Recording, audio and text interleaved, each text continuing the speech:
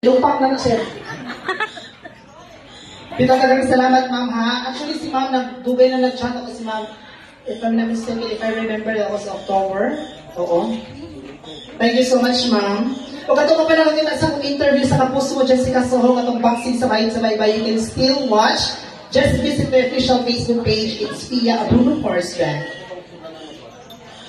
Again, in April 27, if you have time with your family and friends, go witness the Sarah Geronimo concert featuring Sian Lim. Of course, with the exceptional host of Leyte, Pia Horstback, yours truly. I will be one of the performer of the said concert in Kinanga, Leyte.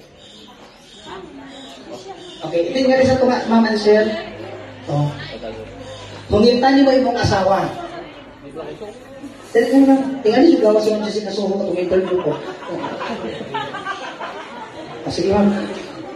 Sige mga, sir dito, imong hungitan, gusto nung makita kung saan ka ka-gentle mo, ka-sweet si mong asawa. Okay? In 3, 2, 1. Gigutom po ito ang sali. Ikaw po ng sali, imong hungitan, imong kapikas sa kinabuhi. Ay, isa kadali. Gigutom ka, sir? Ispo ka, Mike. Papata na to. Kiss na, kiss. Sa akong tanang buhay, dugal ako na, sir, nasa na sa dito! Nasa na! Ikinisap ko ay. Oh, bakit kita sa inyong kasal? Yes. So ako ko na si father, ha? Hey! Lito Estrada, you may now kiss the host. Ay, sorry.